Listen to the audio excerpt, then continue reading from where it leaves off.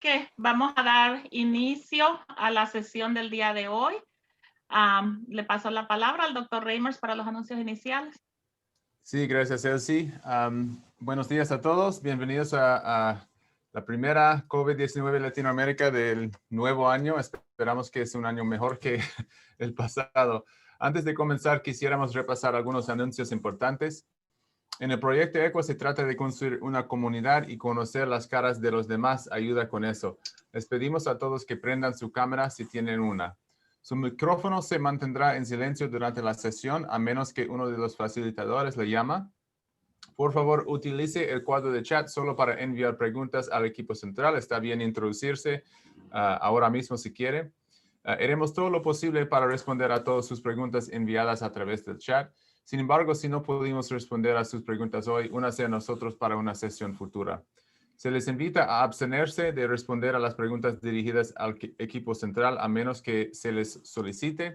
Y finalmente, nuestro bibliotecario digital proporcionará enlaces de recursos en el chat.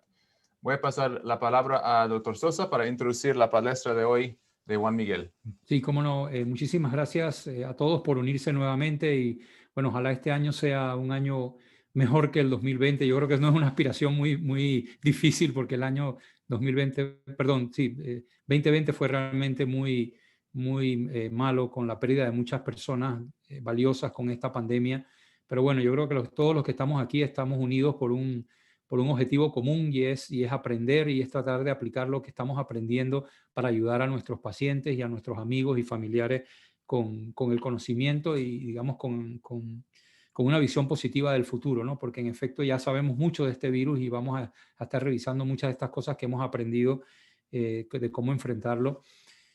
Y precisamente hoy tenemos un invitado de lujo, el doctor Juan Miguel Antón Santos, que ya nos ha acompañado y nos ha brindado sus conocimientos y esa perspectiva europea en castellano, que es importante para nosotros aprenderlo y discutir. Así es que Juan Miguel Antón, como he dicho, pues ya es parte prácticamente de la familia de ECO. Así que Juan Miguel, por favor, dinos tus credenciales y puedes empezar tu conferencia. Hoy va a hablarnos de alternativas a la hospitalización convencional en COVID, que yo creo que es algo muy importante, especialmente en el marco de estos casos aumentando en nuestros países. Adelante, Juan Miguel, y muchas gracias. Bueno, muchísimas gracias. Feliz año nuevo a todos y gracias por haber contado conmigo otra vez, ¿vale? Bueno, yo voy a hablar de nuestra experiencia en manejo extrahospitalario. Yo soy médico internista, miembro del Comité Científico del Registro Semi-COVID en España, pero hoy estoy aquí como médico asistencial, en concreto en la unidad de paciente crónico complejo y hospitalización a domicilio del Hospital de Parla. Voy a haceros una breve presentación para introducirnos y luego contarnos nuestra experiencia en el manejo ambulatorio con manejo en hoteles medicalizados y en hospitalización a domicilio de neumonías COVID. Para ponernos todos en contexto, os presento esta gráfica que es de la primera ola en la Comunidad de Madrid, entre marzo y abril. En nuestra primera ola se llegó a alcanzar casi el 300% de ocupación de camas de UCI respecto a las existentes prepandemias y casi el 110% de ocupación hospitalaria exclusivamente por pacientes COVID-19. Fue una situación de extrema saturación asistencial similar a la que están viviendo ahora en California o en el Reino Unido. Mi hospital es un hospital pequeño, de segundo nivel. Tenemos teóricamente 188 camas operativas, de las cuales 90 corresponden a hospitalización genérica, se pueden ampliar a 100 en una situación de necesidad, y tenemos en teoría 6 camas de UCI con autorización de abrir la 7ª en una situación de crisis. Bueno, esto era en el 2018, ¿vale? Ahora tenemos más, obviamente. Previamente la ocupación en medicina interna había sido de 40 a 60 de esas 100 camas durante un invierno normal, llegando a 70-80 en un mal invierno, y en el históricamente peor invierno tuvimos 90 camas solo de medicina interna, teniendo que abrir en vez de 10, 30 camas extraordinarias de hospitalización. Nuestros peores cálculos para la primera ola de COVID era que, bueno, en el peor caso estaremos como en nuestra peor gripe. No creíamos que fuera peor que eso, pero nos equivocamos. Tuvimos una sobrecarga muchísimo mayor a la que pudimos prever. Entonces, ¿cómo fue esto? Pues a nosotros nuestro primer caso nos apareció y se confirmó el día 5 de marzo. Doctor El Juan. día 13, 8 días más tarde, ya teníamos 20 ingresos al día. El día Doctor Juan 16, Miguel. ¿sí? Disculpe, no, perdón por interrumpirlo, pero no está compartiendo su dispositivo. Ay, perdón. Ay, que me he ido directamente a no compartir. Vale. ¿Dónde está el botón de compartir? Que me he equivocado. Abajo en la mano, abajo en el medio donde dice compartir, es un botón verde. A ver, vale. Compartir pantalla, vale. Sí. Esta de aquí. Ay, me he equivocado. Lo siento, perdón por no haber compartido antes. No, no problema. Perfecto. Vale, os vuelvo a poner la fotito de mi hospital. Es lo más interesante. Entonces, bueno, pues este es nuestro hospital, chiquitito, ¿vale? Esta es la gráfica de ocupación en la Comunidad de Madrid, que alcanza un pico de 300% de UCI y 110% en camas de hospitalización convencional, exclusivamente por COVID. Nuestro hospital chiquitito con sus poquitas camas y a lo que iba. La secuencia que tuvimos fue el primer caso el 5 de marzo, 20 casos al día el 13 de marzo, 16 de marzo ya teníamos 36 y había 96 sospechosos en planta. Pero es que esos 96 sospechosos se convirtieron en 232 para el 25 de marzo, que ya teníamos además 20 pacientes fuera del hospital en lo que llamamos el hotel medicalizado. ¿Cómo pudo un hospital pequeño hacer frente a esta extrema sobrecarga de pacientes? Bueno, saliendo de nuestra zona de confort, ¿vale? Generamos, por ejemplo, un proyecto de de manejo ambulatorio de neumonías, cuando no había ninguna evidencia de cómo hacer esto. Entonces, esta es una gráfica propia de cómo manejamos la primera ola. En verde tenemos las neumonías ingresadas cada día y en azul las neumonías que metimos en manejo ambulatorio. La línea continua verde representa el tanto por ciento de ocupación de las 100 camas hospitalarias que se alcanzaba solamente con neumonías ingresadas. Fijaros que la línea azul de neumonías manejadas ambulatorias casi alcanza también el 100% y la línea naranja, que supondría todos los pacientes con neumonía COVID, si hubieran ingresado, hubiera llegado hasta prácticamente el 350% de la capacidad de nuestro hospital, lo que era imposible y hubiera supuesto un colapso absoluto y, por tanto, una alta mortalidad de nuestros pacientes. ¿Cómo conseguimos hacer esto? Bueno, pues salirnos de los esquemas clásicos. Tuvimos que cambiar el sistema asistencial tradicional por uno de equipos multidisciplinares, como muchos habéis hecho. Tuvimos que hacer protocolo de manejo ambulatorio, que es algo que voy a comentar ahora. Hicimos grupitos de trabajo para ir actualizándonos en la sobrecarga de información que había. Hicimos también un protocolo de altas hacia un hotel para permitir descargar precozmente el hospital y bueno, esto ya lo comenté anteriormente, participamos en la génesis de un registro nacional en busca de información para manejar a nuestros pacientes. ¿Por qué se nos ocurrió hacer un manejo ambulatorio? Bueno, pues esto puede parecer obvio a día de hoy, pero en aquel momento pues, no estaba escrito en ningún sitio. Hay pacientes COVID con distinto perfil de gravedad, unos son más graves y otros menos. Entonces, algunos de estos pacientes pueden necesitar asistencia en UCI, pero otros es que ni siquiera necesitan estar en un hospital. Y sin embargo, los criterios de ingreso que manejábamos en marzo era que toda neumonía COVID debía estar en un hospital porque no sabíamos lo que podía pasar. Y además iba a estar mucho tiempo porque los criterios de alza que se manejaban en marzo eran tener a un paciente 48 horas afebril, más de 14 días desde inicio de síntomas y con 2 PCRs de control negativa, que por supuesto no podíamos hacer, no teníamos PCR casi para diagnosticar como para confirmar que se podía ir de alta. Entonces, lo primero que hicimos, yo creo que en todas partes, fue que los pacientes COVID sin neumonía, la línea azul, la borrábamos del hospital, no los ingresábamos porque sabíamos que esos tenían menos perfil de riesgo. Pero nosotros nos planteamos que a lo mejor se podía intentar evitar con un seguimiento ambulatorio el ingreso de los pacientes más leves y si no evitar, al menos retrasarlo y eso significa camas libres y por tanto mejor asistencia para los graves. Pero claro, esto que queda muy bonito en una gráfica de vamos a cortar el tiempo de ingreso y de esa forma tenemos más camas para nuestros pacientes, esto no había ninguna evidencia con la que hacerlo. Entonces, bueno, ¿cómo lo hicimos? Bueno, pues a alguien le tocó la papeleta, en concreto al doctor Javier Teigel, que es un genio, me enorgullezco de conocerlo, es un gran médico y una mente privilegiada, y que después de revisar la evidencia y ver que no había nada de manejo ambulatorio, decidió hacer un llamamiento en redes sociales, ¿vale? Con toda su humildad, publicó en redes sociales en busca de algún médico italiano, que nos llevaban 10 días de ventaja en la primera ola, de su experiencia, con toda la fortuna de que el doctor Roberto Cosentini del Hospital de Bérgamo le facilitó toda la información y los protocolos de manejo que estaban haciendo ellos en plena crisis en Lombardía. Así que nuestro agradecimiento eterno al doctor Roberto Cosentini y su equipo por la colaboración que nos prestaron en un momento que la necesitábamos. ¿Qué protocolo usaban en Italia en aquella primera ola? Bueno, pues lo que hacían era que los pacientes que saturaban bien, en vez de admitirlos al hospital, los mandaban a una tienda de campaña donde una enfermera les ponía el pulsiosímetro y les iba pidiendo una prueba de imagen. Paciente con test de la marcha negativo y sin alteración en la prueba de imagen, alta a domicilio y seguimiento ambulatorio por su médico de cabecera. Paciente con neumonía pero test de la marcha negativo, se podía ir a casa con seguimiento ambulatorio. Y las neumonías con test de la marcha positivo ingresaban. Por supuesto, la otra rama del algoritmo es que cualquier paciente con neumonía y desaturación también tenía que ingresar.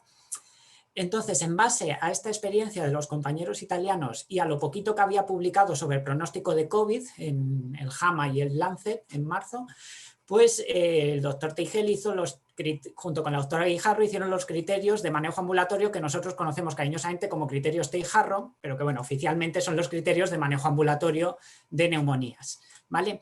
En base a la literatura, seleccionamos una serie de criterios mayores y menores. Un paciente sin criterios mayores ni menores, aunque tuviera neumonía, podía irse tranquilamente a casa. Un paciente con algún criterio mayor tenía que estar obligatoriamente ingresado y con criterios menores era a juicio clínico, ¿vale? Con algún criterio menor, incluso con 2, se permitía el alta si la impresión clínica era favorable.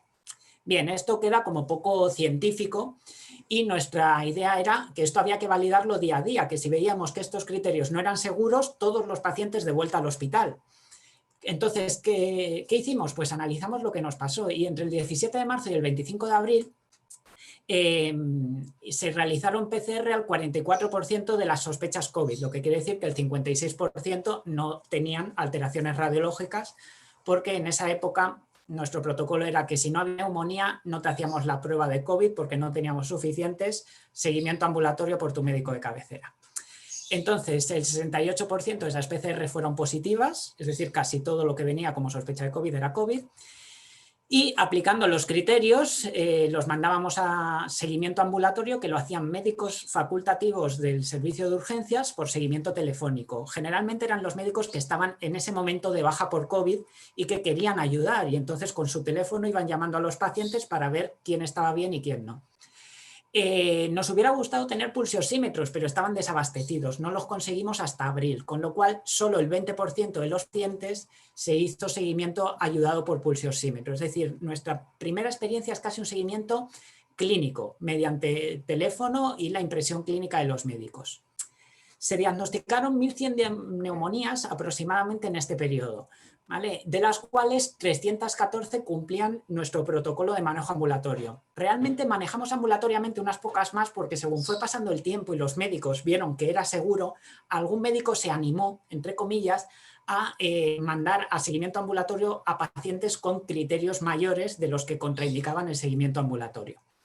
¿Qué resultados obtuvimos? Pues un perfil de seguridad excelente. Solo hubo 20 reingresos, que es menos del 10% de los pacientes, de los cuales 3 de ellos necesitaron reservorio de oxígeno, ninguno ventilación mecánica, ninguno UCI y por supuesto ninguno falleció.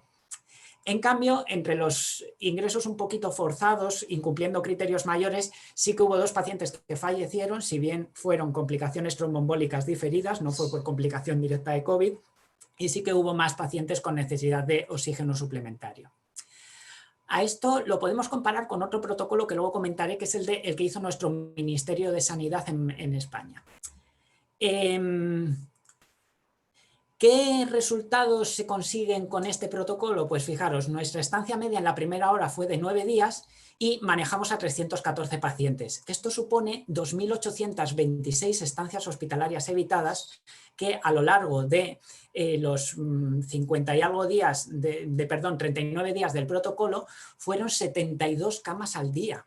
72 camas liberadas de un hospital al día gracias a unos buenos criterios de manejo ambulatorio. Y con un perfil de seguridad que ya hemos dicho es muy bueno. Pero claro, deberíamos compararlo, esto sería el beneficio bruto y habría que hablar del beneficio neto. Tendríamos una especie de gol estándar mínimo, que era el protocolo de manejo ambulatorio publicado por nuestro ministerio. Este protocolo era un protocolo muy exigente. El ministerio nuestro, el 27 de marzo, sacó un protocolo de manejo ambulatorio que solo permitía el manejo de pacientes sin ningún criterio de riesgo, ¿vale? Es decir, básicamente nuestros criterios menores se convertían en mayores y nos bajaban la edad de corte de manejo ambulatorio de los 70 a los 60 años. Bien, esos criterios del ministerio obviamente se asociaban a menor tasa de reingresos, ¿vale?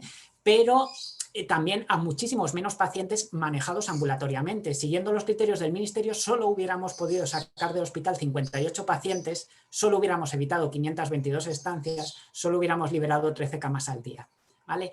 A cambio de esas casi 60 camas extra liberadas, tuvimos solo un poquito más de reingresos y ninguna complicación grave para los pacientes. Nuestros criterios son un poquito más arriesgados, entre comillas, según uno los lee sobre el papel, pero son seguros en la práctica. Son pacientes que no se complican. Bien, cuando terminó la primera ola hicimos un análisis multivariante de todos estos pacientes, incluyendo los que se habían manejado en contra de nuestros criterios mayores para ver qué podíamos sacar en claro. Y, por ejemplo, vimos que había criterios de bajo riesgo de reingreso, como es el llevar más de 10 días de síntomas o el tener los linfocitos altos. O, curioso, tener eosinófilos mayor de 200. Ni un solo paciente que acudió a urgencias con más de 200 eosinófilos necesitaba reingresar, al menos en nuestra serie, ¿vale? En cambio, otros criterios como tener linfopenia menor o igual a 800 o tener saturación menor de 95 se asociaban a una alta tasa de reingresos. La fiebre en urgencias también. El D-dímero no tenía valor predictivo de reingreso. Con este análisis multivariante que hicimos, rehicimos los criterios y nos preparamos un segundo set de criterios que queríamos no haberlo usado nunca. Cambiamos el protocolo y nos dimos unos nuevos criterios, llamémoslos criterios de hospitalización a 1.0 y, por ejemplo, desaparece el D-dímero e incluimos que la fiebre nos obliga a la observación y que los eosinófilos o más de 10 días de evolución apoyan el alta del paciente. Si un paciente tenía ningún criterio, ni mayor ni menor, lo consideramos neumonía o alta directa a su centro de salud, seguimiento por su médico de cabecera. Si un paciente no tenía ninguno mayor, pero alguno menor, lo considerábamos neumonía de bajo riesgo y lo incluíamos en seguimiento telefónico hospitalario. Y si tenía algún criterio mayor o impresionaba clínicamente de que no debía irse del hospital, obviamente ingresaba. Y cambiamos la estrategia de seguimiento, ¿vale? El protocolo se tuvo que activar de nuevo en agosto porque nos llegó la segunda ola, con lo cual hemos podido aplicar el protocolo que teníamos en un cajón y ver qué tal funciona y comparar, ¿vale? El seguimiento en esta segunda ola lo hicimos de forma distinta. Siempre iban con pulso oxímetro y el seguimiento lo hizo una R0, que luego os explico más adelante lo que llamamos nosotros R0 en España, ¿vale? Que es la doctora Fara, a la que estamos tremendamente agradecidos por su enorme trabajo en el seguimiento telefónico. En esta segunda ola, el 100% de los pacientes se iban con diagnóstico fehaciente de coronavirus, ¿vale? Todos los pacientes se le hizo la PCR y el 86% resultaron positivas, una tasa de positividad otra vez altísima. Neumonías con seguimiento telefónico, 210, pero no llevamos un registro de las que dimos de alta a seguimiento directo por su médico de cabecera, de esas no os puedo hablar, ¿vale? De las 210 de seguimiento telefónico hubo un 20% de reingresos, es decir, prácticamente el doble. Y además sí que hubo un par de éxitos que también fueron complicaciones diferidas, no fue por la propia neumonía, ¿vale? ¿Qué impacto tuvo esto en el hospital? Pues fijaros, en el mes de septiembre hubo 211 ingresos COVID y manejamos en seguimiento telefónico inicialmente 126 neumonías, pero 22 reingresaron, con lo cual fueron 104 ingresos evitados. Tuvimos una estancia media de 6 días, 200 por 6 días, 1.200 estancias evitadas. Si hubiéramos ingresado todas, hubieran sido, en cambio, 6 por 3, 18, 1.800 estancias. Se evitaron unas 660 estancias hospitalarias, que en un mes significa 22 camas libres al día para atender a pacientes de mayor gravedad, ¿vale? Con lo cual, puedo hablaros desde nuestra experiencia de que existen múltiples modelos de manejo ambulatorio y que sirven para distintas cosas. Yo conozco, nosotros hemos analizado 3 modelos: el modelo que propuso nuestro ministerio, el modelo de la primera ola y el de la segunda ola. El modelo del ministerio es un modelo de máxima seguridad, ¿vale? De que cada paciente que se vaya a casa estamos 100% seguros de que no va a volver al hospital.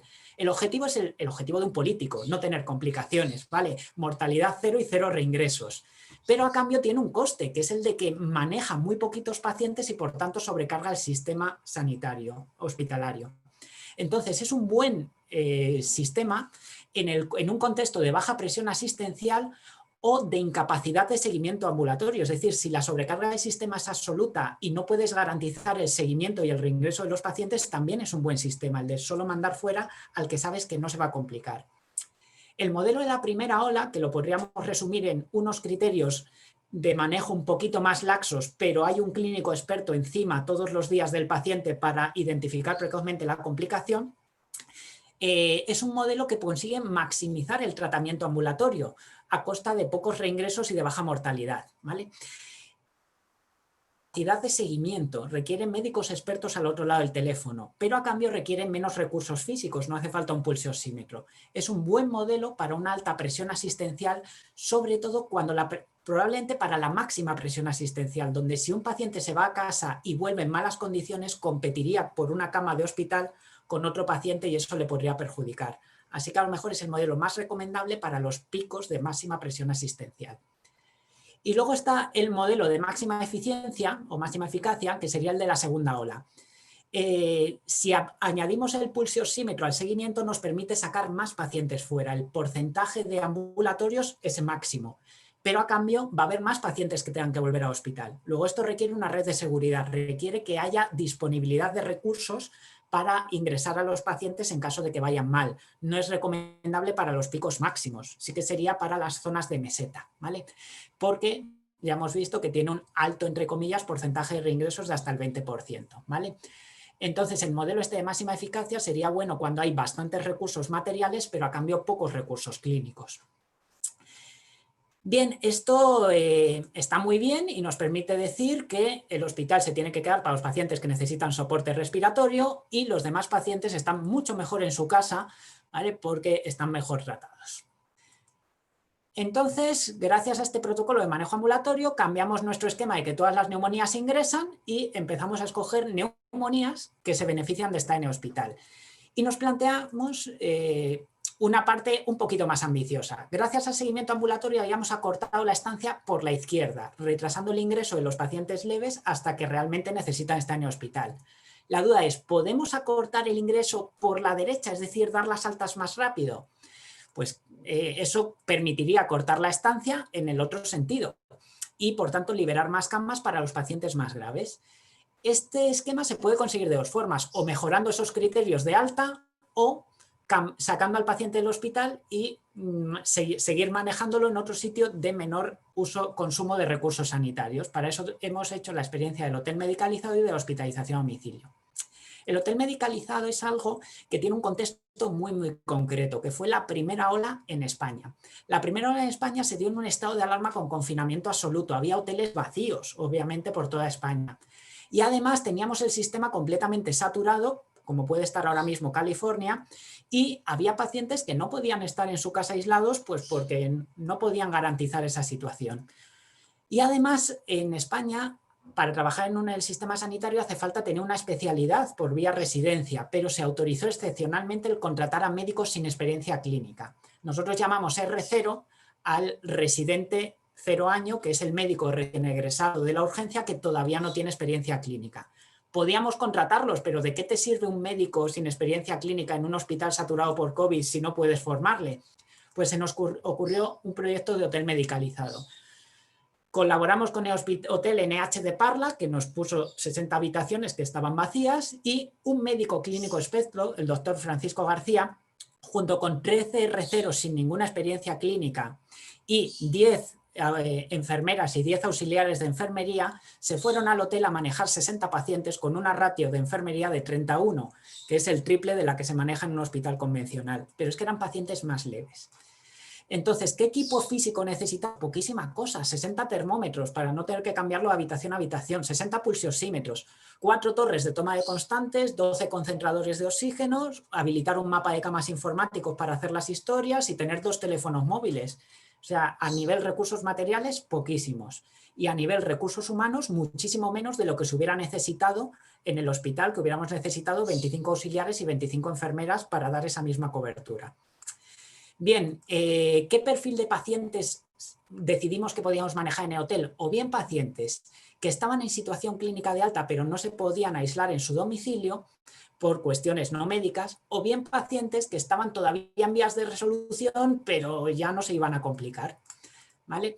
Entonces, esto, claro, requería la selección estricta de pacientes. El doctor Francisco García todos los días revisaba las peticiones de ingreso en el hotel porque no se podía colar un paciente que estuviera grave. Tenían que ser pacientes que claramente cumplieran los criterios y además varios hospitales podían aportar pacientes. Esto requirió una labor de criba diaria de qué pacientes podían ir y cuáles no. ¿Qué resultados tuvimos? Pues estuvo en funcionamiento del 25 de marzo al 15 de mayo, 52 días. Atendimos 198 pacientes con una estancia media de 11,8 días. Son 2.300 estancias evitadas en hospitales. Son 45 camas al día, ¿vale? Y tuvimos una tasa de reingresos bajísima porque los pacientes estaban cogidos con lupa. Entonces, es una experiencia que es muy difícil de extrapolar, pero que tenéis que saber que es segura, se puede hacer en un contexto adecuado y consume poquísimos recursos para conseguir muchísimos resultados. Y por último, la hospitalización a domicilio. En nuestro hospital ya teníamos una unidad de hospitalización a domicilio y sabemos que tiene una serie de beneficios demostrados para los pacientes. El paciente está en su entorno, lo que agiliza la recuperación, permite la integración del cuidador en el manejo de la patología actual, previene complicaciones como el delirium o el desacondicionamiento físico por la hospitalización, disminuye los costes, muy interesante para los gestores, y permite mayor disponibilidad de camas en el hospital. Y además minimiza el contacto con el sistema sanitario. Y en una situación de pandemia, reducir el contacto con el sistema sanitario y liberar camas en el hospital es probablemente los máximos beneficios de hospitalización a domicilio para el COVID, sin menospreciar al resto, por supuesto. Entonces, en nuestra unidad ya teníamos unos criterios genéricos de ingresos, aceptación voluntaria del paciente, que haya un cuidador, que haya una línea de teléfono para comunicarse y, por supuesto, que viva en nuestro área. Y teníamos criterios específicos para otras patologías, pielonefritis, colecistitis, etcétera, con lo cual nos faltaba crear unos criterios de inclusión para pacientes COVID. Escogimos pacientes que tuvieran, por supuesto, posibilidad de aislamiento en domicilio y con 2 perfiles clínicos, o bien una clínica de más de 7-10 días de evolución que ya estuviera estable pero que siguiera necesitando un tratamiento hospitalario, intravenoso u oxigenoterapia, o bien pacientes de corta duración y por tanto más riesgo de complicaciones, pero que el balance de riesgo-beneficio favoreciera sacarlo del hospital porque fueran pluripatológicos con riesgo de merma funcional asociada a la hospitalización, ¿vale? Entonces, o pacientes para sacarlos rápido para prevenir complicaciones hospitalarias, o pacientes para sacarlos tardíamente cuando ya sabíamos que no se iban a complicar pero tenían un curso prolongado. Teóricamente dijimos que nos llevaríamos también pacientes para la fase de últimos días para que pudieran fallecer rodeados de sus familiares, pero no se dio nunca el caso. ¿Cómo nos organizamos? Bueno, pues todos los días llamada telefónica a los pacientes para ver cómo están, planificar la ruta porque no hay que visitar a todos los días. Nosotros visitamos el primer día de ingreso, el día del alta y cuando hay alguna incidencia o queremos sacar un análisis de control. Nos planificábamos la ruta y cogíamos el coche y adelante, ancha es Castilla, que se dice. Entonces, nos poníamos el EPI a la entrada del paciente, de la casa del paciente, y entrábamos a hacer el pase de enfermería y médico conjuntamente. Este es un paciente que nos autorizó a hacer un reportaje gráfico. Está nuestra enfermera Ana y el doctor Alejandro Estrada, responsable del proyecto fundamental. A la salida de cada paciente nos quitábamos el EPI, bolsa de plástico y al contenedor de residuos biológicos. ¿Qué tratamientos se pueden poner en domicilio? Prácticamente de todo. Tratamientos orales, desametasona, antibióticos, subcutáneos como heparina o insulina, intravenosos. Hemos puesto Remdesivir cuando lo poníamos, ¿vale? Hemos puesto Remdesivir en domicilio. Y la oxigenoterapia, que nosotros la tenemos limitada a 4 litros por minuto porque es lo que nos pueden poner en los domicilios de los pacientes.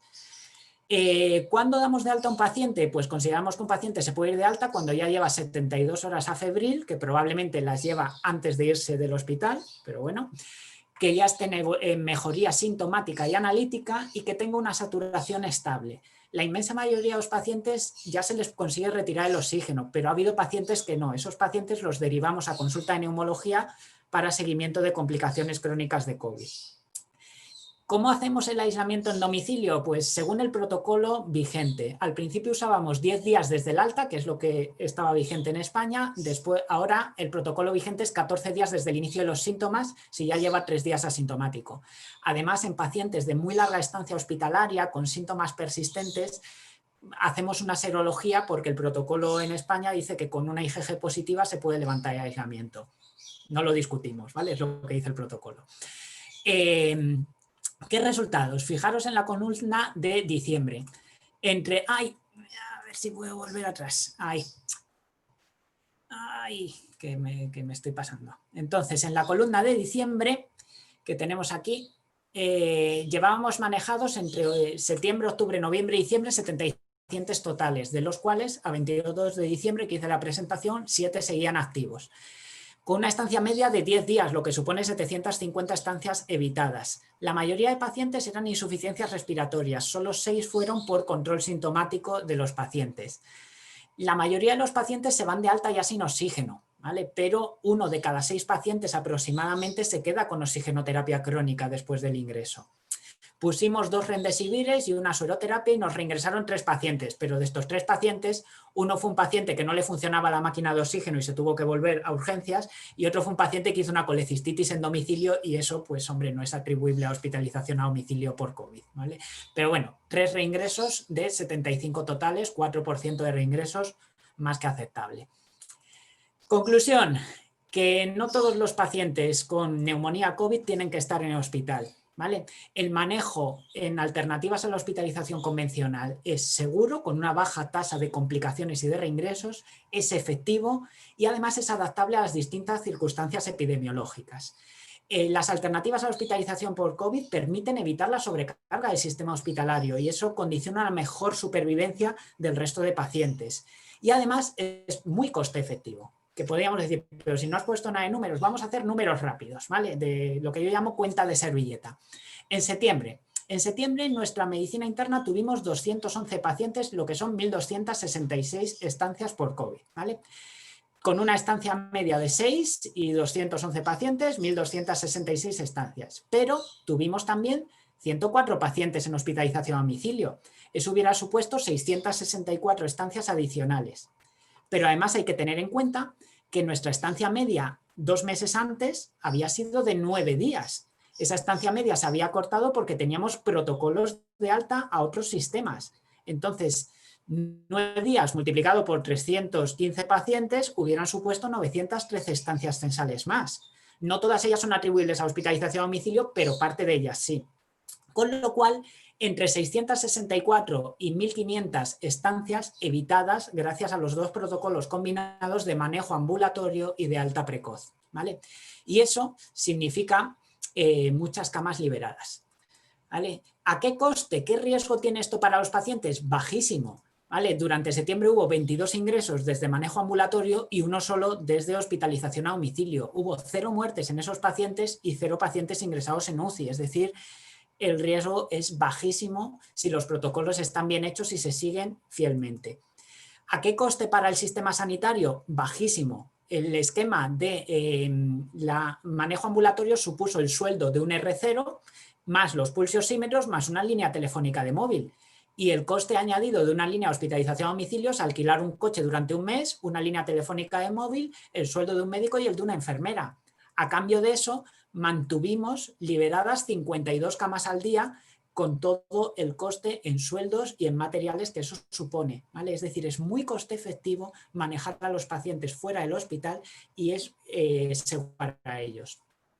Y eso era todo lo que quería contaros, ¿vale? Aprovecho para agradecer esto, por supuesto, al doctor Roberto Cosentini, que nos puso el pie en el camino adecuado, a los doctores García Sánchez, Javier Teigel y Alejandro Estrada, que han liderado estos 3 proyectos, a todo el resto del personal implicado en todos los proyectos que hemos tenido y, por supuesto, a los pacientes que confiaron en nosotros para manejarlos de una forma alternativa a la vez que segura y que permitió pues, estos resultados tan, yo creo, llamativos, ¿vale? Ya nada más. Bueno, muchas gracias, Juan Miguel. Eso fue fantástico y actualmente el propósito de ECHO es para compartir esas buenas prácticas y hemos tenido muchas preguntas de los participantes sobre manejo ambulatorio y imagino que hay muchos ahora. Vamos a empezar con una de Gabriela Cabanilla, que fue uno de míos también. Entendí que tiene criterios que son de oxígeno, de antecedentes médicas y de laboratorios. Pero se usa eso también después de decidir si una persona se puede quedar en hotel o en casa. ¿Tiene oportunidad otra vez de hacer otro análisis de laboratorios para tomar decisión si necesita reingreso? Sí, los pacientes que estaban... A ver, todos los pacientes tenían opciones de repetir análisis. Los pacientes que estaban en seguimiento ambulatorio sin haber ingresado en el hospital, si se identificaba que estaban teniendo una complicación por la anamnesis clínica o porque nos dijera estoy saturando 92%, se le decía que volviera a urgencias y se reevaluaba clínicamente. Es decir, no se le privaba de una asistencia médica.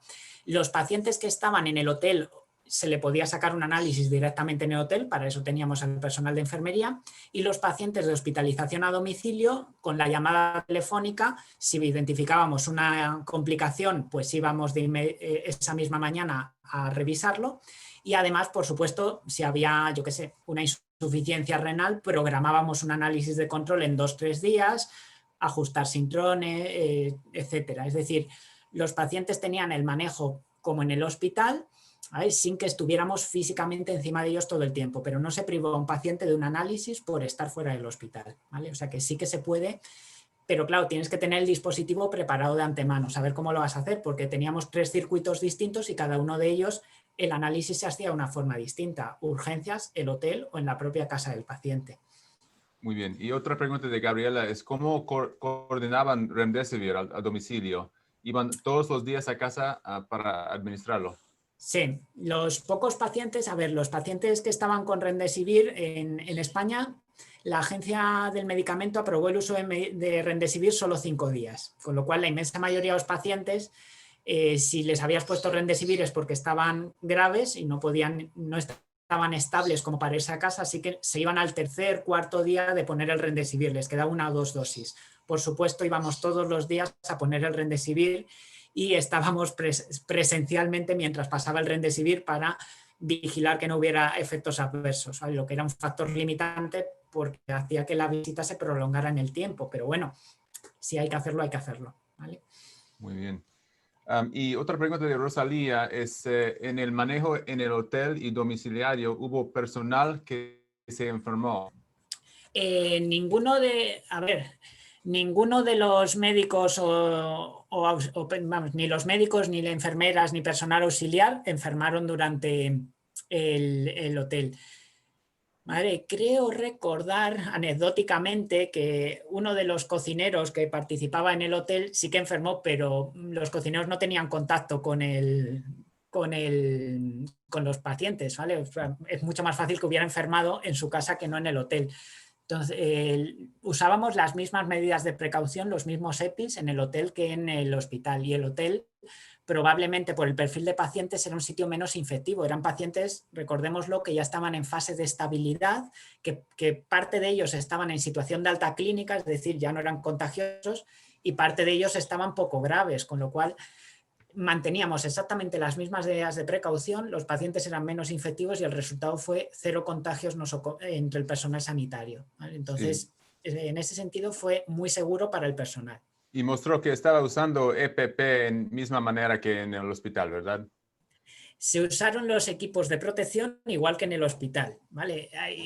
Como se suele decir, y hasta aquí puedo leer, ¿vale? Es decir, cuando nos decían que usáramos mascarillas quirúrgicas porque no había FFP2, porque estábamos, recordemos, era marzo de 2020, es decir, era una época de desabastecimiento, ¿vale? En la que reciclábamos una FFP2 2 y 3 días porque no teníamos disponibles, ¿vale? Cosa que ahora parece impensable, pero es que todo el mundo estaba comprando FFP2 a la vez y no había suministro. Entonces se usaron los mismos EPIs que se usaban en el hospital, ¿vale? Que a veces fueron mascarillas, durante unos días fueron mascarillas quirúrgicas, pero la mayoría del tiempo fueron FFP2. Sí que es cierto que dado que era personal con menos experiencia clínica, se priorizó en el hotel enviar EPIs de la máxima calidad posible, ¿vale? Porque un clínico con más experiencia pues sabe cómo evitar, tiene más experiencia en evitar contagios, no solo en tratar pacientes, ¿vale? Entonces, desde el hospital se priorizó enviar equipos lo más válidos posibles hacia el hotel. Eso sí que hay que agradecerlo a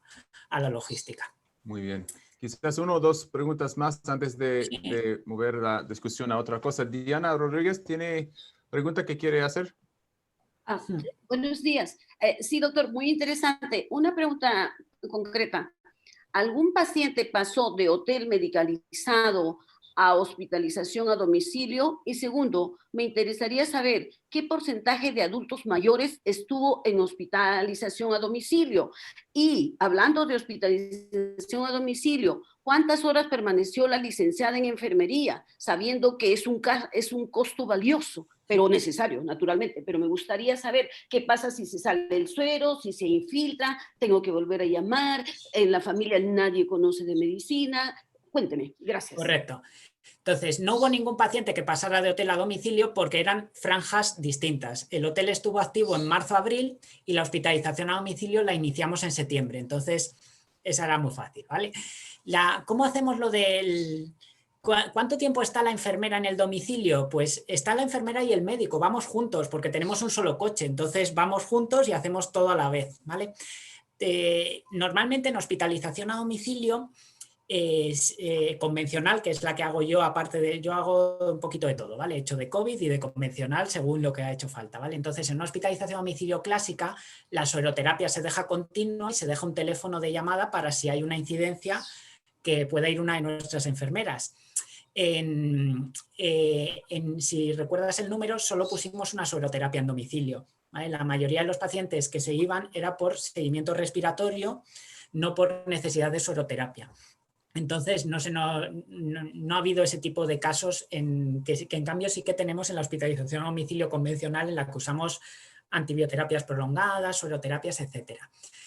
No tengo el dato delante de cuántos pacientes ancianos hemos tenido, ¿vale?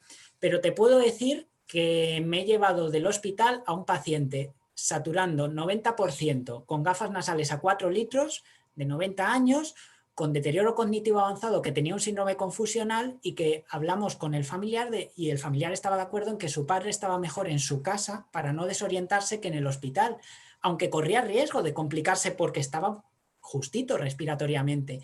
Ese paciente en 48 horas el cuadro confusional estaba mejor por volver a estar en su casa y el cuadro respiratorio pues tuvimos suerte y fue mejorando. Si hubiera empeorado, por supuesto, hubiera vuelto al hospital, ¿vale? Hemos manejado pacientes ancianos de hasta, creo recordar, hasta 93 años, uno de ellos, incluso con demencia, porque de verdad cuanto más pluripatológico y más anciano es el paciente, más se beneficia de estar fuera del hospital, porque evitamos los cuadros confusionales, el encamamiento, la pérdida de funcionalidad, etcétera. Y el COVID, todos sabemos que incluso una persona joven puede provocar un desacondicionamiento físico brutal, con lo cual en ancianos mucho más importante, ¿vale? Si se puede hacer hospitalización a domicilio, los ancianos son personas que se benefician especialmente de este proyecto. Muy bien. Una pregunta más, si está bien, Juan Miguel. Eso Sí. viene de Ana Estela Parada, que dice que el éxito fue la coordinación y comunicación efectiva y apoyo político, ¿o fue algo aislado del sistema de salud? Las decisiones fueron descentralizadas. Esto fue algo que todo esto ha surgido en nuestro hospital y vamos, aquí queda feo decirlo, pero tengo que agradecer al gerente, a la directora médica, a la directora de enfermería, que cada vez, a la doctora Cubo, que coordina el equipo de hospitalización a domicilio, al jefe de medicina interna, que cada vez que les proponíamos una idea loca como estas, ¿vale? Nos decían, vale, ¿qué necesitas? ¿Vale? Entonces, todos estos proyectos han surgido dentro de nuestro hospital. Es cierto que había un poquito de manga ancha pues, de la consejería para todo lo que fuera innovador y permitiera liberar camas de hospital, pero esto no surgió desde arriba, esto surgió desde abajo, desde trabajadores individuales como el doctor Teigel o el doctor Francisco García Sánchez, que innovaron y crearon protocolos alternativos en base a cero evidencia, sentido común y bueno, vamos empezando y si no funciona nos volvemos al hospital. ¿Vale? Entonces, pues es algo que se puede, que creo que si pensáis que se puede aplicar a vuestro entorno, proponedlo, ¿vale? No se pierde nada por proponerlo y se puede ganar muchísimo con muy poco. Bueno, muchas gracias, Juan Miguel. Ya tenemos unas preguntas si pueden tener acceso a las diapositivas, porque algunos quieren implementar eso y hay un enlace que Alberto acaba de poner en el chat para eso. Muchas gracias para eso. Bueno, para los minutos que falta, quizás podemos discutir dos tópicos muy importantes. Uno es de la variante británica.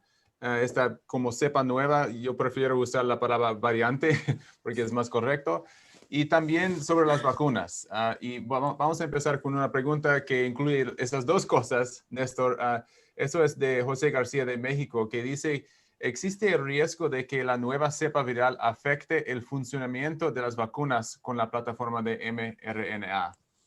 Y bueno, vamos primero a mencionar un poquito qué es la nueva cepa, ¿no? Y quizás los que han seguido la literatura y han estado en estos ecos previamente, esta no es la primera vez que comentamos que obviamente el coronavirus cambia. Los virus de RNA en general van cambiando, van sustituyendo algunos de sus componentes genéticos y algunas de esas sustituciones que muchas veces ocurren al azar le brindan beneficio evolutivo, ya sea que se infecta más fácil o entra a la célula más fácil o tiene alguna característica que lo hace, digamos, mejor competir con las otras cepas que están circulando. Y eso es lo que aparentemente ha ocurrido, bueno, en el Reino Unido, en Sudáfrica, en Nigeria y en algunos otros países donde se ha visto, con algunas diferencias obviamente, pero se ha visto cambios importantes en el virus, que aparentemente, porque estos son estudios que todavía se están conduciendo, que aparentemente se asocia con una mayor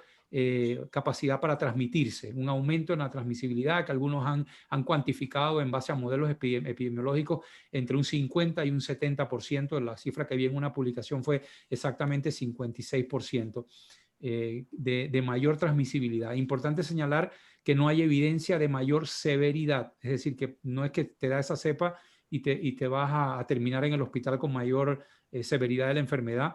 Sin embargo, a nivel poblacional, cuando hay más infecciones, pues hay más gente enferma, más en el hospital y más pueden morir, a pesar de que la letalidad específica de la cepa no cambie. Entonces, yendo a la pregunta de José, obviamente hay una preocupación teórica de que si el virus tiene suficientes cambios, especialmente en la sección de la proteína de Spike, que afecte las vacunas. Hasta ahora no hay evidencia. La proteína Spike tiene arriba de 1000 aminoácidos. Esta mutación del Reino Unido tiene 17 cambios, o sea que todavía hay muchos más que son los mismos en la proteína. Pero de hecho, en este momento, yo creo que vamos a saberlo quizás más tarde en esta semana o la siguiente semana, tanto Pfizer como Moderna, como algunas de las otras casas farmacéuticas, están tomando el suero de las personas vacunadas y verificando que en efecto inhibe al virus. Entonces va a haber más certeza. Teóricamente yo he visto al doctor Fauci, al doctor Jotés y algunos expertos en Twitter y en la televisión y en podcast comentando que ellos piensan que no afecta a la vacuna, las vacunas que están disponibles en este momento, pero hay que ver los datos empíricos, es decir, hay que ver realmente exponer el virus a estos anticuerpos que producen las personas vacunadas y realmente verificar que que todavía digamos, el suero de una persona vacunada produce una neutralización del virus, y lo mismo se aplica para los monoclonales comerciales que hay, ver si esos anticuerpos desarrollados contra los epítopes de la proteína Spike siguen uniéndose eficientemente con el virus. Así que yo creo que mantengámonos en sintonía. Digamos, los expertos opinan que no hay problema por el momento con la vacuna, pero digo, no sería la primera vez que nos equivocáramos con algo, con este bendito coronavirus. Así que yo creo que hay que estar optimista, pero con un optimismo cauteloso. Cristian. Sí, gracias. Y como la ciencia nos dice que la respuesta inmunológica contra la vacuna, realmente esos de Pfizer y de Moderna, tiene la proteína en total de Spike. Entonces vamos a tener una respuesta policlonal. Y normalmente esas mutaciones pequeñitos no debe afectar a la respuesta policlonal, pero con tiempo vamos a saber más de eso. Otro tópico muy importante es reacciones adversas a la vacuna. Y Wilfredo Quesada de Perú quiere saber más sobre eso. Y quizás podemos, Carlos y Elsie, Néstor y yo podemos compartir nuestra experiencia con la vacuna. Aquí en San Diego yo voy a empezar que hemos tenido las primeras 800 dosis. Recuerden ustedes que yo estaba en un ensayo clínico, recibí el placebo actualmente. Pedí para salir del estudio para recibir la otra vacuna Moderna y me dijeron que recibí placebo. Entonces recibí Moderna, tuve como dolor de hombro de 4 o 5 días y nada más, ¿ok? No fatiga, no fiebre. Tuvimos 800 dosis y acabamos de dar todos a nuestros trabajadores de alto riesgo sin reacción grave realmente. Algunos que me dijeron que tiene fatiga, fiebre muy leve, pero nada más que eso. Carlos tuvo otra experiencia con su esposa, ¿verdad? Sí, yo no he recibido todavía la vacuna. Estoy en lista de espera todavía. Los contactos con pacientes son mucho menores, pues estoy un poco abajo en la prioridad. Mi esposa recibió la vacuna de Moderna de hace más o menos una semana o dos. Y pues bueno, lo que tuvo fue una reacción alérgica con la vacuna Moderna, que es un poco más frecuente que con otras vacunas. Y pues edema de los labios, tos, no tuvo edema faríngeo, pues, pero fue suficiente la reacción, fue suficiente como para que la medicaran. Y bueno, pues estamos ahorita pensando en que para la segunda dosis, pues sería bueno premedicarla para evitar una reacción alérgica un poco más fuerte. Eso no, la reacción que tuvo, a pesar de ser un poco más, pues nos preocupó un poco más. Eso no detiene ni a ella ni a mí, no detiene para recibir la segunda dosis de la vacuna.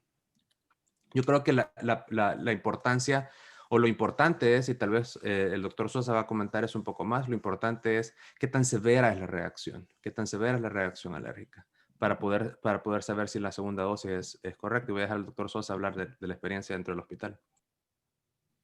Sí, gracias Carlos, sí, nosotros acá en Nuevo México, pues ya se han vacunado varios miles de personas. Yo no tengo la cifra exacta porque en mi hospital pues se ha vacunado prácticamente a casi todo el personal que trabajaba en cuidados intensivos, en cuartos de urgencia, en atención directa a pacientes COVID, y ya hemos abierto para todo personal de salud.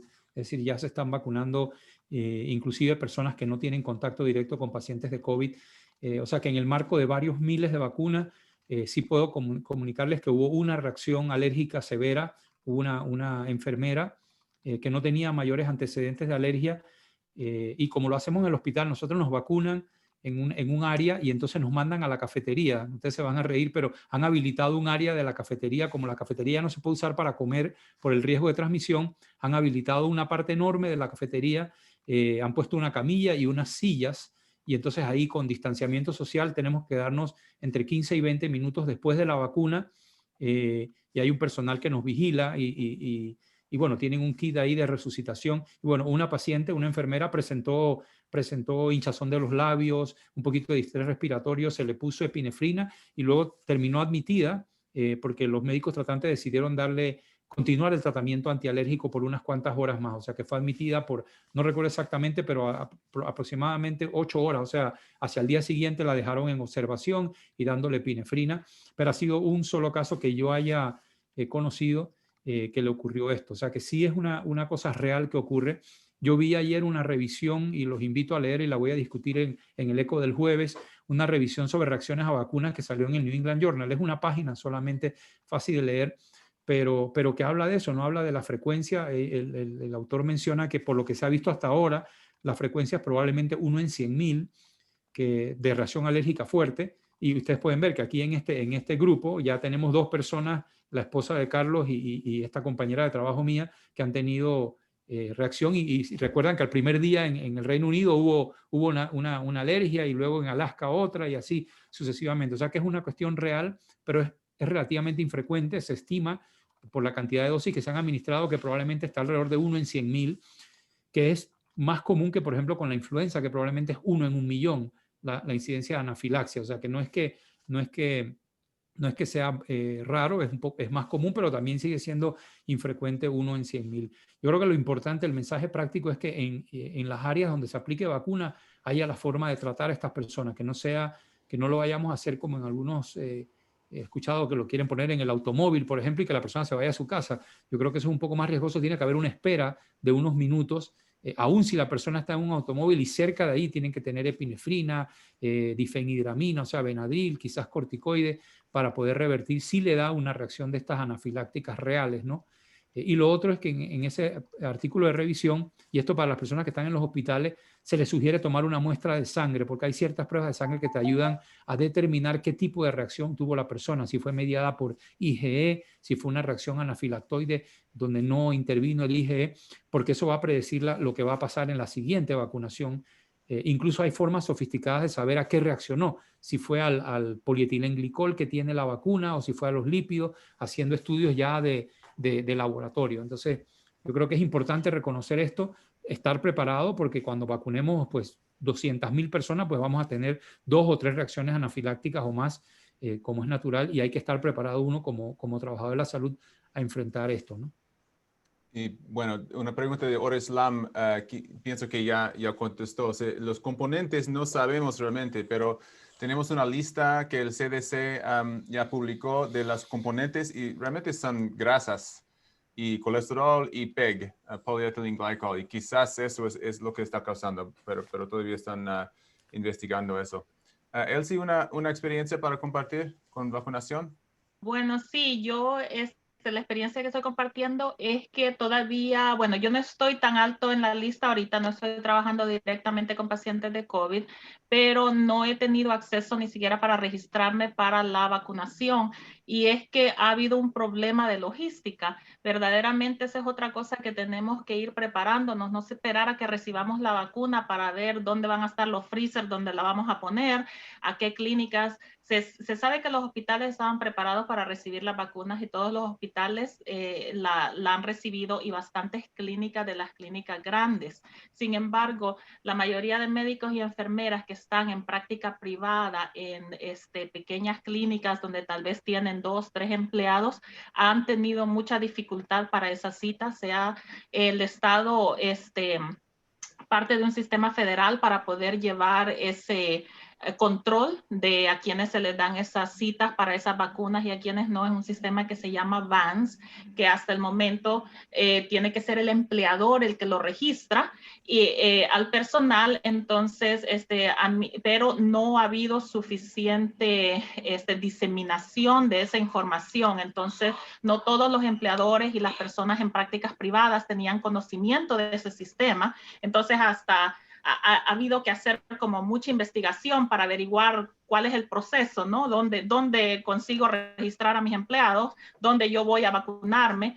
Entonces, creo que es muy importante que tomemos eso en cuenta, que no esperemos. Si ha habido dificultades grandes ahorita, que es solamente con el personal médico y en algunos lugares se empieza ya con los primeros respondedores, imagínense cómo será cuando ya tiremos esto a la población en general. Va a ser un caos. Las cosas se tienen que planificar bien y esa logística hasta el momento no está bien planificada todavía. Entonces eso se tiene que iniciar con tiempo, no cuando ya tenemos la vacuna lista, sino que antes hay que planificar muy bien. Así que estoy todavía en búsqueda, hablando con el director del Departamento de Salud Pública, y tratando de ver qué cambios se pueden hacer, porque hay todavía muchas quejas del personal en prácticas privadas. Gracias. Sí, yo quería aprovechar, Cristian, que el doctor Juan Miguel también nos diga la experiencia de España. Sí, Y sin tenemos, problema. creo que Ana también de Barcelona, de cómo ha sido la experiencia en Europa, a ver si podemos aprender de ellos algo bueno, porque sí, yo creo que en nuestros países, en América Latina, por lo menos en Panamá, la gente está muy preocupada, no solamente porque llegue la vacuna, sino por la logística de administración. Yo creo que debemos aprender de los países que lo están haciendo ahora para ojalá cuando nos toque a nosotros hacerlo mejor, ¿no? Así que Juan, no sé si quieres agregar a esto. Pues yo puedo compartir lo que está pasando en España, pero más que, a ver, en España tenemos un sistema central de salud, en teoría, el gobierno central, que es quien se ha encargado de la adquisición de las dosis de vacunas y luego las ha repartido a lo que llamamos las comunidades autónomas. Y cada comunidad autónoma tiene independencia para establecer su sistema sanitario. Entonces, estamos viendo que el paso limitante efectivamente es la logística. Es decir, la fabricación de vacunas está hecha, el reparto en Europa pues se han comprado y se han repartido a todos los países, así que en eso tenemos ventaja sobre Panamá, pero el siguiente paso es el factor limitante, que es la logística. Hay que tenerla preparada, como decía Elsie. Llevamos una semana con vacunas en España. Hay una comunidad autónoma, que es Asturias, que de las vacunas que ha recibido ya ha administrado el 86% del total de dosis. Y hay otra, que es la Comunidad de Madrid, que es en la que yo trabajo, que solo ha administrado el 6%, es decir, el 94% siguen envasadas todavía sin haber sido usadas, perdiendo un tiempo precioso. Entonces, es importante establecer una cadena logística porque cada sitio está haciendo una forma. En España se está priorizando intentar vacunar primero a todo el personal, no al personal sanitario, sino lo primerísimo, a los ancianos de muy alto riesgo. ¿Vale? Es decir, los ancianos de residencia son los primeros que se están vacunando. ¿Por qué? Pues por modelos matemáticos que dicen que esas son las personas más susceptibles de ingresar, más susceptibles de contribuir a la sobrecarga del sistema. Cuanto antes las saquemos de la ecuación, más rápido descargamos el sistema. En Israel están haciendo exactamente lo mismo. Han empezado a vacunar a los mayores de 70 años y ya tienen vacunado al 10% de la población total, pero al 50% de los mayores de 70 años, con lo cual prevén que en 3 semanas se les va a aplanar la curva brutalmente, porque si enferma la gente de 50 años, no tanto porcentaje de ellos requiere cuidados intensivos, con lo cual va a descargar muchísimo al sistema. ¿Vale? Son distintas estrategias, en la estrategia no nos podemos meter, pero sí podemos intentar pues proponer a los que están por encima de nosotros, oye, a mí me parece, mi experiencia es que si le llevas un plan al jefe y le dices, oye, yo esto lo haría así, necesito estas poquitas cosas, ¿qué te parece? Generalmente te dan el visto bueno, entonces hay que ser proactivos. Si esperamos a que decidan ellos cómo repartirlas, probablemente nadie lo haya pensado y estén las vacunas una semana en una caja esperando a que alguien decida. Muy bien. Y Ana Jiménez, ¿quieres compartir brevemente? Sí, hola, buenas tardes a todos. Sí, a nosotros aquí en Barcelona o en la zona de la Comunidad de Cataluña sí que nos han avisado al personal sanitario que estamos en primera línea que nos van a vacunar en breve. Yo creo que también por esta demora que había habido en poner las vacunas en las residencias se va a aprovechar las vacunas que hay para también empezar con el personal sanitario, que era también parte del primer plan del gobierno, ¿no? En vacunar tanto a residencias como a personal sanitario. No sé si en la Comunidad de Madrid os han dicho lo mismo, pero al menos aquí en Barcelona parece que nos están avisando que estamos en lista ya. Sabemos que somos los segundos, pero no sabemos cuándo nos toca.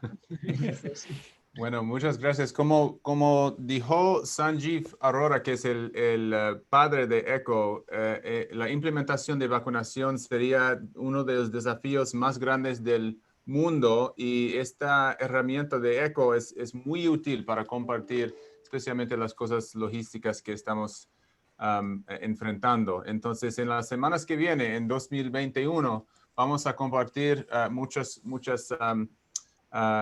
cosas de implementación en nuestras áreas que son éxitos y que son desafíos también. Bueno, ya llegó la hora hace 3 minutos y quiero concluir la sesión de hoy y decir gracias a Juan Miguel, a Carlos, a Ana Jiménez, a Néstor y Elsie también. Por favor, no olvide a completar la encuesta utilizando el enlace que está en la sala de chat. Eso nos ayudará a mejorar cada sesión con la información que nos brinde y también podrá obtener un certificado de participación. Si no pudimos responder a su pregunta, únase a nosotros a una sesión futura. La próxima sesión será llevada a cabo el lunes, el 11 de enero, y una palestra sobre COVID-19 y coinfecciones, presentado por la doctora Carolina García Vidal. También pueden unirse a nosotros este jueves, el 7 de enero, en la tarde, para la sesión de América Latina Avances de COVID-19. Y finalmente, visiten nuestro sitio de web para obtener actualizaciones e información de la sesión. La palabra final a ti, sí, Néstor. Sí, gracias. Gracias nuevamente a todos los que participaron. Juan Miguel, muchísimas gracias. Te esperamos de vuelta. La verdad que el ejemplo que ustedes han hecho, a pesar de ser un hospital pequeño y las iniciativas son inspiradoras, yo tengo bastantes mensajes en el chat también diciéndome que ¿por qué no hemos hecho eso en mi hospital o en mi centro de salud? Interesante. Sí, los quiero reiterar. El jueves vamos a revisar un poco más en profundidad lo de la vacuna, perdón, lo de la variante del Reino Unido, para que vean cómo se ha expandido en Inglaterra y el potencial y el significado de eso para nuestros países en América Latina, y también datos nuevos sobre la terapia con tocilizumab, que es uno de estos monoclonales que están usando en el hospital en pacientes que ya están hospitalizados para disminuir la progresión a ventilación mecánica. Así que tendremos, y obviamente revisar un poco de datos de la reacción alérgica a vacuna del artículo que les mencioné. Así que el jueves en la tarde pónganlo en su agenda y nos vemos los que puedan. En España ya será medianoche, así que no excuso a los compañeros del otro lado del Atlántico. Muchas gracias a todos y nos vemos el jueves y el próximo lunes. Gracias.